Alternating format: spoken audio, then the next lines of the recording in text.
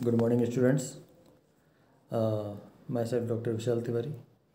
और आज का जो हमारा टॉपिक है वह है धर्म सुधार आंदोलन, जो हम लोग देख रहे थे पिछली वीडियो में।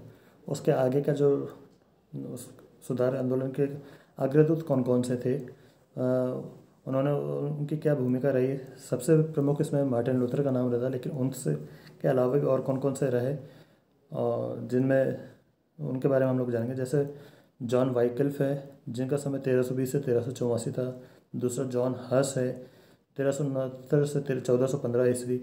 सेवो नारोला, जिनका समय 1412 से 1498 ईस्वी। इरेसमस, जिनका समय 1466 से 1536। जिवंगली, जिनका समय 1484 ईस्वी से 1531 ईस्वी। और काल्विन, जिनका समय काल 1509 से 1564 रहा। ये सभी लोग उस धर्म सुधार आंदोलन में इन्होंने अपनी अपनी बड़ी भूमिका निभाई है, लेकिन सबसे प्रमुख जो थे वो थे मार्टिन लूथर, ठीक है, जिन्होंने इंडल्जेंस का विरोध किया था। ये मैंने लास्ट में आपको बताया था, लास्ट वीडियो में। तो अब आगे हम बात करते हैं वापस से धर्म सुधार आंदोलन के अग्रदूत के बारे में, जिनमें पहला नाम है जॉन वाइकल्फ। इनका समय काल है 1320 से 1384 ईस्वी। जॉन वाइकल्फ एक अंग्रेज विद्वान थे जो कि ऑक्सफोर्ड विश्वविद्यालय के एक प्राध्यापक थे। उन्होंने कैथोलिक धर्म के बहुत से उपदेश तथा चर्च के क्रियाकलापों की आलोचना की। उन्होंने घोषित किया कि पोप पृथ्वी का पर ईश्वर का प्रतिनिधि नहीं है एवं भ्रष्ट एवं विवेकहीन पादरियों द्वारा दिए जाने वाले धार्मिक उपदेशों व्यर्थ हैं। उसका कहना था कि प्रत्येक ईसाई को बाइबल के सिद्धांतों के अनुसार कार्य करना चाहिए और इसके लिए चर्च या पादरियों के मार्गदर्शन की आवश्यकता नहीं है। उसने यह भी मांग की कि चर्च की विपुल धन संपत्ति पर राज्य का अधिकार होना चाहिए। उसके विचार क्रांतिकारी थे, जिन्हें रूढ़िवादी धर्माधिकारी सहन नहीं कर पाए। धर्माधिकारी और शिक्षाशास्त्री दोनों ने ही उस पर धर्मद्रोह का आरोप लगाया, परंतु सामान्य जनता में वाइकल्फ की लोकप्रियता के डर कर वे उसके विरुद्ध कोई सख्त कार्रवाई नहीं कर पाए। बाद में वाइकल्फ ने भी सार्वजनिक रूप से अपने विचारों को व्यक्त न करने का आश्वासन दे दिया। उसने विश्वविद्यालय से त्यागपत्र दे दिया और सम्मान सहित मृत्यु को प्राप्त हुआ, परंतु बाद में चर्च के अधिकारियों ने उनकी लाश को कब्रिस्तान से निकलवा कर गंदी जगह फेंकवा दिया। इस पर भी वाइकल्फ के विचार पूर्णतः समाप्त नहीं हुए। उनके अनुयायी, जिन्हें लोलार्डर्स कहा जाता था, ने उनके विचारों का प्रचार जारी रखा। चर्च ने उन पर घोर अत्याचार किया तथा उनके विरुद्ध कड़े कानून बनाए। उनमें से बहुतों को फांसी दी गई और कईयों को जिंदा जला दिया गया। दूसरे थे जॉन हस। इनका समयकाल 1369 से 1415 ईस्वी तक रहा है। जॉन हस बोहेमिया का निवासी था और वह प्राग विश्वविद्यालय का प्राध्यापक था। उसके विचारों पर वाइकल्फ का गहरा प्रभाव था। उसने वाइकल्फ के विचारों का प्रचार किया। यद्यपि कुछ बातों में वह वाइकल्फ से भिन्न विचार रखता था, परंतु वह उसकी इस बात से सहमत था कि एक सामान्य ईसाई बाइबल के अध्ययन से ही मुक्ति का मार्ग ढूंढ सकता है और इसके लिए चर्च अथवा धर्माधिकारियों के सहयोग की कोई आवश्यकता नहीं है। बोहेमिया के लोगों पर जॉन हस के विचारों का जबरदस्त प्रभाव पड़ा। 1414 ईस्वी में जॉन हस को चर्च के महान परिषद के सम्मुख अपने विचारों को पुष्ट करने के लिए बुलाया गया। यद्यपि सम्राट की ओर से जॉन हस को के शारीरिक सुरक्षा का वचन दिया गया था, फिर भी उसे गिरफ्तार कर लिया गया और चर्च की निंदा तथा नास्तिकता का प्रचार करने के आरोप में उसे जिंदा जला दिया गया। उसकी मृत्यु ने संपूर्ण बोहेमिया में प्रांत में सशस्त्र विद्रोह को जन्म दिया। इसके पीछे राजनीतिक कारण भी था। बोहेमिया के चेक लोग जर्मन प्रभुत्व से मुक्त होना चाहते थे। परिणाम स्वरूप दोनों पक्षों में कई वर्षों तक भयंकर संघर्ष चलता रहा। इस संघर्ष में पोप, पवित्र रोमन सम्राट और जर्मन एक तरफ थे और चेक लोग दूसरी तरफ। अंत में 1436 ईस्वी में पोप ने हस के अनुयायियों के साथ समझौता कर लिया। उसने लैटिन चर्च के ऊपर किए गए बहुत से आक्षेपों को स्वीकार कर लिया तथा उन्हें दूर करने का वचन दिया। फिर बात करते हैं सेवो नोरोला। इनका समयकाल 1452 से 1498 ईस्वी रहा है। सेवो नोरोला फ्लोरेंस नगर का एक विद्वान पादरी तथा राजनीतिज्ञ था। उसने लोगों में नए विचारों का प्रचार किया और अपने जोशीले भाषणों से वह शीघ्र ही लोकप्रिय हो गए। उसने मौजूदा नैतिकता तथा राजनीतिकता दोनों की कटु आलोचना की। लोरेंजो की मृत्यु के बाद फ्लोरेंस नगर पर सेवनरोला का वास्तविक शासन कायम हो गया। अब उसने चर्च के भ्रष्ट नियमों एवं क्रियाकलापों में सुधार करने पर जोर दिया। पोप अलेक्जेंडर षष्ठ ने उसे अपने विचारों को प्रचार बंद करने का आदेश दिया, परंतु सेवनरोला ने पोप के आदेश को ठुकरा दिया। इस पर उसके से चर्च के महान परिषद के सम्मुख स्पष्टीकरण के लिए बुलाया गया और चर्च की निंदा के आरोप में उसे जीवित जला दिया गया। अब बात करते हैं इरेशमस 1466 से 1536 ईस्वी। इरेशमस हॉलैंड का निवासी था। कुछ वर्ष वह इंग्लैंड में भी रहा और ऑक्सफोर्ड विश्वविद्यालय में यूनानी भाषा और यूनानी साहित्य पढ़ाने का काम किया करता था। वह अपने युग का एक प्रभावशाली लेखक, विचारक, विद्वान एवं सुधारक था। यूरोप के बड़े बड़े सम्भ्रांत परिवारों में उसे आदरपूर्वक आमंत्रित किया जाता था। इरेशमस को भी चर्च में विद्यमान बुराई से असंतोष था। उसने अपनी पुस्तक मूर्खत्व की प्रशंसा में पादरियों एवं धर्माधिकारियों की अज्ञानता तथा उन मूर्ख लोगों में जिन्हें विश्वास था कि धर्म का अर्थ केवल तीर्थ यात्रा, शैव पूजा तथा द्रव्यादि देकर पोप द्वारा अपराध समापान ही है, की खूब आलोचना की। उसने उसकी अपनी आलोचना को व्यंग्य तथा उपहास की प्रधानता थी, इसलिए शिक्षित लोग रुचि के साथ उसकी कृत्यों को पढ़ते थे। इरेशमस ने प्राय उन सभी बुराइयों की निंदा की जिनकी बाद में लूथर ने खूब आलोचना की थी। अंततः इतना ही था कि सर्वसाधारण इरेशमस के वास्तविक विचारों को नहीं समझ सका, जबकि इरेशमस ने ईसाई धर्म के मूल सिद्धांतों के प्रचार हेतु न्यू टेस्टामेंट का शुद्ध संस्करण निकालकर धर्म की उत्पत्ति की ठीक व्याख्या की। इससे धर्मशास्त्रों की बड़ी बड़ी भूलें उजागर हो उठी। अब बात करते धर्म सुधार आंदोलन के सबसे प्रमुख व्यक्ति मार्टिन लूथर की। मार्टिन लूथर का समय 1483 ईस्वी से 1546 ईस्वी के बीच का रहा है। चर्च में विद्यमान दोषों के विरुद्ध शिकायतें खासकर जर्मनी में सबसे अधिक थी और जर्मनी में ही चर्च के विरुद्ध एक व्यापक तथा सशक्त आंदोलन चला था। इस आंदोलन के जो नेता थे वह थे मार्टिन लूथर। लूथर का जन्म एक निर्धन खान श्रमिक के घर में हुआ था। वह बचपन से ही मेधावी थे। 18 वर्ष की आयु में वह एरफर्ट विश्वविद्यालय में प्रविष्ट हुए और 4 वर्ष तक वहां अध्ययन करते रहे। उनकी इच्छा वकील बनने की थी, परंतु एक अपराध भावना से उनका मन परेशान था और अपने पिता की इच्छा के विरुद्ध उन्होंने साधु बनने का निश्चय किया और एरफर्ट के मठ में जाकर मुक्ति का उपाय सोचने लगे, क्योंकि उन्हें स्वयं की अपनी मुक्ति में गहरी रुचि थी। वहाँ के मठाधिपति ने उन्हें अपने पुण्य कार्यों पर भरोसा न रखकर ईश्वर की कृपा तथा क्षमा पर भरोसा रखने के लिए कहा। यहाँ रहते हुए लूथर ने महात्मा पॉल और ऑगस्टाइन के लेखों को गंभीर मनन किया, जिससे उन्हें ज्ञान हुआ कि मनुष्य किसी भी पुण्य को करने में समर्थ नहीं, उसकी मुक्ति केवल ईश्वर में श्रद्धा और भक्ति करने से ही हो सकती। फिर भी इससे लूथर को विशेष संतोष नहीं हुआ। 1508 ईस्वी में वह विटनबर्ग विश्वविद्यालय में प्राध्यापक बन गए और वहाँ पॉल के पत्रों तथा भक्ति से मुक्ति पाने के सिद्धांतों की शिक्षा देने लगे। 1510-11 ईस्वी में उन्हें रोम जाने का अवसर मिला। रोम में उसने देखा कि बड़े बड़े धर्माधिकारी उचित अनुचित उपायों से धन कमाने में लिप्त हैं और एक दूसरे के प्रभाव को कम करने के लिए गुटबंदी तथा जोड़ तोड़ में लगे हुए हैं। वे लोग अपने कर्तव्यों का पालन न करके सांसारिक जीवन बिता रहे हैं। धर्माधिकारियों के भ्रष्ट आचरण ने उसके विश्वासों को समाप्त कर दिया। उसके हृदय में दृढ़ विश्वास हो गया कि धर्म के प्रमुख शस्त्र धर्म की प्रधान संस्था और उसके संचालक ही हैं। 1517 ईस्वी में एक महत्वपूर्ण घटना घटी जिसने मार्टिन लूथर को एक प्रगट विद्रोही बना दिया और यह घटना थी पाप विमोचन पत्रों की बिक्री, इंटेलिजेंस।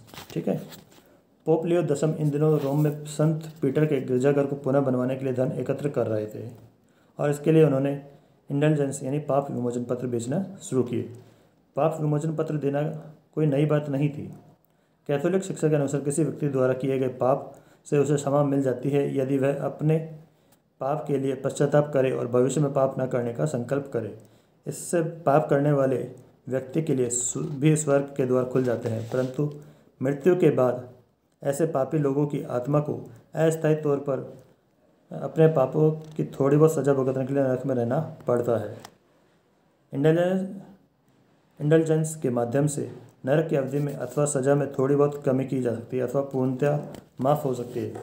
इंडल्जेंस में तभी सार्थक हो सकता था जबकि उसे प्राप्त करने वाला व्यक्ति सच्चे मन से अपने पाप का प्रायश्चित करे। तीर्थ यात्रा, उपवास, ईश्वर भक्ति, चर्च को भेंट अथवा गरीबों को धन दान देकर प्रायश्चित किया जाता था। अर्थात चर्च को धन दान देना प्रायश्चित करने का एक मार्ग था और इसके लिए पोप संबंधित व्यक्ति को इंडल्जेंस जारी करता था। परंतु कुछ लेखकों ने इंडल्जेंस की दूसरी परिभाषा दी है। उनके कथानुसार उपयुक्त पत्र क्षमा याचना आयोग द्वारा पापी लोगों पर किया हुआ जुर्माना था, न कि माफ़ी का पर्चा। परंतु अधिकांश विद्वान इस परिभाषा से सहमत नहीं है। पाप विमोचन पत्र का जो भी अर्थ रहा हो, 1517 ईस्वी में पोप के एजेंटों ने विशेषकर जर्मनी में स्थित जॉन टिटलिज ने बड़ी लगन के साथ इंडल्जेंस बेचने शुरू किए। अपने इस कार्य में उसने ऐसे उपायों का सहारा लिया जैसा कि आजकल के निपुण सेल्समैन काम में लाते हैं। इससे लोगों को लगा कि टिटलिज आध्यात्मिक वस्तु को भी नगद धन के बदले बेच रहा है। मार्टिन लूथर को इससे विशेष दुख हुआ। लूथर इंडल्जेंसों को इस प्रकार बेचे जाने के विरुद्ध था। लूथर ने अपनी आपत्तियों को 95 कथनों 95 थीसिस के रूप में लैटिन में लिखकर विटनबर्ग के गिरजाघर के दरवाजे पर लगा दिया। इसमें चर्चा द्वारा धन जमा करने के सभी उपायों की आलोचना निहित थी। उसका दृढ़ विश्वास था कि पोप के पाप विमोचन पत्र पापी को परिणाम से नहीं बचा सकते। लूथर के 95 कथनों का किसी ने जर्मन भाषा में अनुवाद करके इनका जर्मनी में व्यापक पैमाने पर वितरण किया। जनसाधारण को लूथर के विचारों का अर्थ और महत्व समझने में देर नहीं लगी, परंतु लूथर इससे भी आगे बढ़ गया। 1519 ईस्वी में एक प्रमुख धर्मशास्त्री के साथ बहस करते हुए उन्होंने खुले रूप से यह स्वीकार किया कि वे अपने पूर्व के सुधारकों की उन बहुत सी बातों से सहमत है जिसकी चर्चा महान परिषद ने निंदा की थी। 1520 ईस्वी में लूथर ने अपने 3 उत्तेजक लेखों में चर्च की बहुत सी शिक्षा और पादरियों की विशेष स्थिति की कड़ी आलोचना की। उसने जर्मनी के शासकों से अपील की कि वे विदेशी पादरियों के चंगुल से देश को मुक्त करा लें और चर्च की अपार धन संपदा पर अधिकार कर लें। लूथर चाहता था कि जर्मन बिशपों की नियुक्ति जर्मन शासकों द्वारा हो और इसमें पोप का कोई नियंत्रण न रहे। उसने यह भी विचार किया कि यदि कोई भी पादरी चाहे तो विवाह करने की अनुमति दी जाए। इस प्रकार लूथर कैथोलिक चर्च की रीतियों के साथ साथ उनके सिद्धांतों पर भी चोट कर रहा था। लूथर की गतिविधियों से पोप लियो X तथा पवित्र रोमन सम्राट चार्ल्स दोनों ही काफ़ी परेशान हो उठे। 1521 ईस्वी में पोप ने लूथर को धर्म से बहिष्कृत कर दिया और सम्राट चार्ल्स ने इस समस्या पर विचार करने के लिए वर्म्स की राज्य परिषद की बैठक बुलाई। राज्य परिषद ने लूथर को विधि बहिष्कृत घोषित किया। राज्य परिषद ने लूथर की समस्त रचनाओं को जलाने का आदेश भी दिया, परंतु लोगों पर पोप तथा राज्य परिषद के निर्णयों का कोई खास असर नहीं रहा। इस संकट काल में शैक्षणिक शासक ने लूथर को संरक्षण देकर उसे पोप तथा सम्राट के कोप से बचा लिया। लूथर को कई दिनों तक एक घड़ी में छिपकर रहना पड़ा। अपने इस अज्ञातवास में लूथर ने बाइबल का जर्मन भाषा में अनुवाद किया। यह अनुवाद आज भी जर्मन साहित्य की अमूल्य कृति मानी जाती है। उपयुक्त घटनाओं के परिणाम स्वरूप लूथर और कैथोलिक चर्च का संबंध पूर्णतः विच्छेद हो गया और अनेक विद्वानों द्वारा समझौता प्रयास के बाद भी यह खाई और गहरी और व्यापक होती गई। आगामी कुछ वर्षों में ही लूथर की शिक्षा जंगली आग की भांति संपूर्ण उत्तरी और मध्य जर्मनी में फैल गई। जर्मनी के बहुत से शासक, व्यापारी, पादरी, प्रोफेसर और किसान लोग चर्च के विरुद्ध उठ खड़े हुए। लूथर ने इस आंदोलन को प्रभावशाली नेतृत्व प्रदान किया। उसने अपने विचारोत्तेजक भाषणों तथा लेखों द्वारा आंदोलन को बल प्रदान किया, परंतु जर्मन किसानों ने लूथर के सामने एक विचित्र स्थिति उत्पन्न कर दी। किसानों का मानना था कि लूथर धार्मिक स्वतंत्रता के साथ साथ सामाजिक और आर्थिक स्वतंत्रता का भी समर्थक होगा। अतः उन्होंने नगद मजदूरी और कृषक दास प्रथा के उन्मूलन की मांग करते हुए अपने भूस्वामियों के विरुद्ध विद्रोह कर दिया। लूथर ने किसानों को बहुत समझाया और उन्हें उससे वापस अपने काम पर लौट जाने का आग्रह किया, परंतु किसानों ने उसकी अपील को ठुकरा दिया और हिंसात्मक कार्यों में लीन हो गए। तब लूथर ने शासकों से अपील की कि वे किसी भी उपाय से इस विद्रोह को कुचल दें। ऐसा अनुमान है कि लगभग 50,000 किसानों की मौत के बाद इस विद्रोह को दबाया जा सका। पवित्र रोमन साम्राज्य के अंतर्गत जो असंख्य राज्य थे, उनके शासक भी अब स्पष्ट रूप से 2 दलों, कैथोलिक तथा लूथरन में विभाजित हो चुके थे। इस समस्या पर पुनः विचार करने के लिए सम्राट चार्ल्स पंचम ने राज्य परिषद की बैठक आमंत्रित की और इस बैठक में सम्राट ने धर्मद्रोहियों तथा नास्तिकों के विरुद्ध सख्त कानून लागू करने का आदेश दिया। लूथरन शासकों ने इसका जबरदस्त विरोध किया और इसी समय वे प्रोटेस्टेंट नाम से पुकारे जाने लगे। 1530 ईस्वी में आक्सबर्ग की राज्य परिषद की बैठक में लूथर ने एक मित्र ने नए धार्मिक विचारों और मान्यताओं के लेखबद्ध किया और परिषद की स्वीकृति के लिए प्रस्तुत किया। परिषद ने इसे ठुकरा दिया, परंतु यह लेख पत्र आक्सबर्ग के स्वीकृति के नाम से प्रसिद्ध हुआ और बाद में लूथरन चर्चों का मार्ग निर्देशक बन गया। आगामी वर्षों में सम्राट चार्ल्स पंचम और कैथोलिक शासकों ने जर्मनी में लूथरवाद को समाप्त करने का अथक प्रयास किया। दूसरी तरफ लूथरवादी शासकों ने अपने अपने राज्यों से कैथोलिक प्रभाव को नष्ट करने का प्रयास किया। परिणाम स्वरूप संपूर्ण जर्मनी गृह युद्ध की ज्वाला में जलने लगा। अंत में 1555 ईस्वी में दोनों पक्षों में समझौता हो गया कि जिसे आक्सबर्ग की धार्मिक संधि कहा जाता है। इससे निम्न बातों पर सहमति प्रकट की गई। जर्मनी के प्रत्येक राज्य के शासक को यह तय करना होगा कि उसका राज्य कैथोलिक चर्च का पालन करेगा या नए प्रोटेस्टेंट चर्च का। उस राज्य की संपूर्ण जनता को अपने शासक का चुनाव मानना पड़ेगा, अन्यथा उस राज्य को छोड़ देना होगा। 1552 ईस्वी तक प्रोटेस्टेंटों ने चर्च की जितनी संपत्ति पर अधिकार जमा लिया था वह उन्हें को सौंप दी गई। लूथरवाद के अलावा प्रोटेस्टेंटवाद की अन्य किसी भी शाखा को प्रश्रय नहीं दिया जाएगा। कैथोलिक राज्य में रहने वाले लूथरवादियों को कैथोलिक धर्म अपनाने के लिए बाध्य नहीं किया जाएगा। यदि चर्च का कोई व्यक्ति प्रोटेस्टेंट बनता है तो उस व्यक्ति को अपने कब्जे की चर्च की ज़मीन को छोड़ना होगा। यह अंतिम धारा धार्मिक संधि में सम्मिलित नहीं थी और सम्राट के आदेश पर बाद में सम्मिलित की गई थी, जिसे प्रोटेस्टेंटों ने पूरी तरह से स्वीकार नहीं किया। इससे भविष्य में पुनः कठिनाइयाँ उत्पन्न हुई। इस प्रकार आक्सबर्ग के संधि से जो धार्मिक सहिष्णुता कायम की गई थी वह काफ़ी सीमित थी। प्रोटेस्टेंटवाद की किसी अन्य विचारधारा को अनुमति न देना तथा शासक को अपने राज्य की संपूर्ण प्रजा का धर्म निश्चित करने का अधिकार, दोनों ही बातें वास्तविक शांति और स्थापना के मार्ग में बहुत बड़ी बाधाएं थी। मार्टिन लूथर के सिद्धांत क्या थे?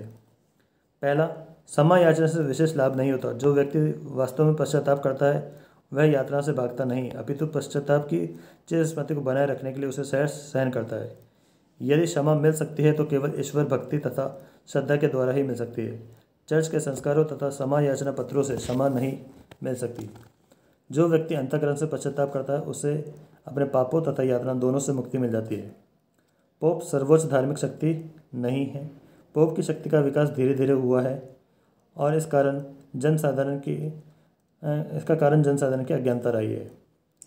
रोम के चर्च के प्रभुत्व का अंत करके राष्ट्रीय चर्च की शक्ति को सबल बनाया जाना चाहिए, क्योंकि रोमन प्रभुत्व की अहंकारी भावना ने धर्म को पंगु बना दिया है। मुक्ति केवल ईश्वर की असीम दया, ईश्वर में श्रद्धा तथा भक्ति के द्वारा ही प्राप्त हो सकती है, धर्माधिकारियों की कृपा से नहीं। किसी भी धार्मिक संस्था के किसी भी धार्मिक धर्माधिकारी द्वारा यदि कोई अपराध किया जाए तो सरकार उसे साधारण लोगों की भांति सजा दे सकती है। कोई भी व्यक्ति न्याय से ऊपर नहीं माना जाना चाहिए। चर्च में भ्रष्टाचार को रोकने के लिए पादरी लोगों को विवाह करके सभ्य नागरिकों की भांति रहने की अनुमति दी जानी चाहिए। विश्वविद्यालयों के पाठ्यक्रमों में पर्याप्त सुधार किया जाना चाहिए तथा विधर्मी पाखंडी अरस्तु को भूल जाना चाहिए। पाठ्यक्रम धर्म पर आधारित होना चाहिए। ईसाई धर्म के 7 संस्कारों में से 4 अभिषेक, विवाह, अनुमोदन और अवलेपन का त्याग कर देना चाहिए। शेष 3 संस्कारों नामकरण, प्रायश्चित और युकेश को ही मान्यता दी जानी चाहिए। और लास्ट, स्तुति तथा भगवती भोग के क्रियाकलापों को बिल्कुल बंद कर देना चाहिए। पादरी का एकमात्र काम धार्मिक उपदेश देना होना चाहिए। तो ये सारे मार्टिन लूथर के विचार और सिद्धांत थे। अब हम बात करते हैं अन्य उपदेशक ज्विंगली के बारे में। 1484 ईस्वी से 1531 इनका समय काल रहा था। जुल्रिक ज्विंगली स्विट्जरलैंड के एक श्रीमंत किसान का लड़का था। वह काफ़ी पढ़ा लिखा विद्वान व्यक्ति था। वह कैथोलिक पादरी था और पोप की तरफ से उसे पेंशन मिलती थी।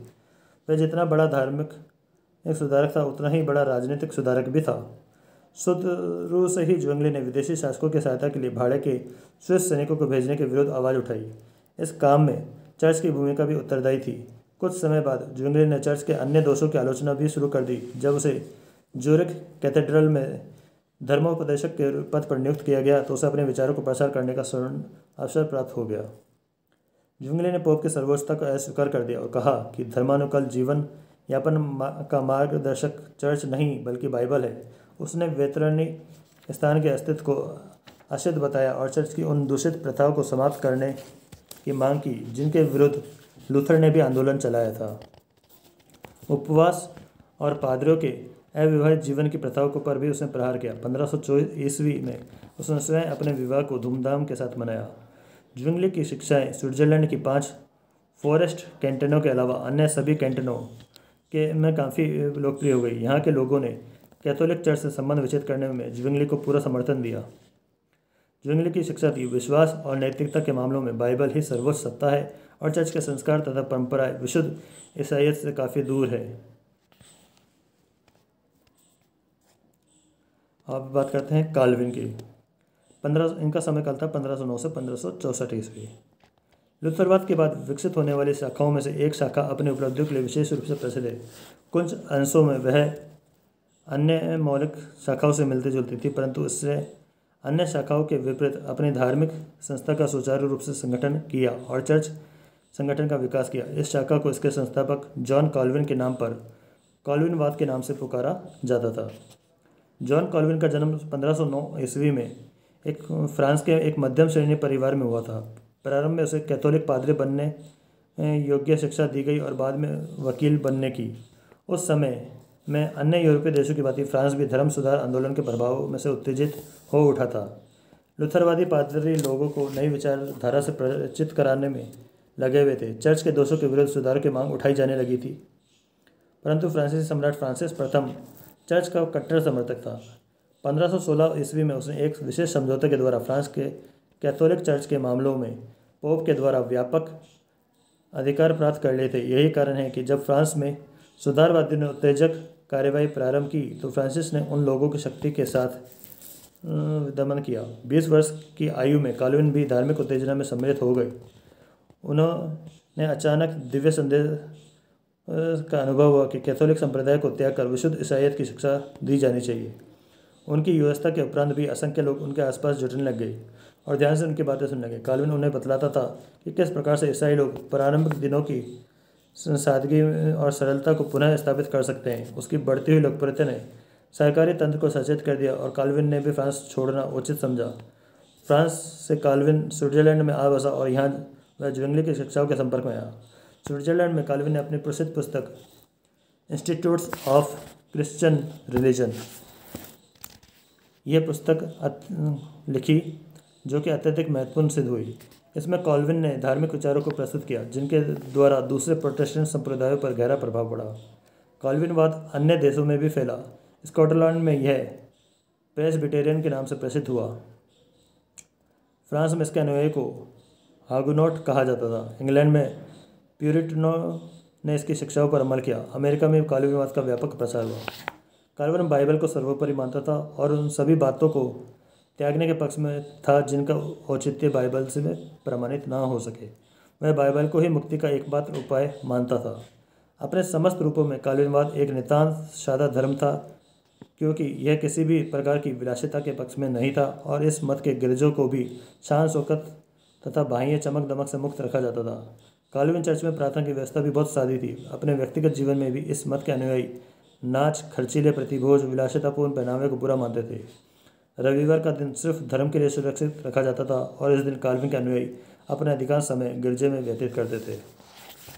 तो इस तरह से हमने ये देखा कि उपयुक्त सभी अग्रदूतों ने धर्म सुधार के आंदोलन में अपनी अपनी महत्वपूर्ण भूमिकाएं निभाई।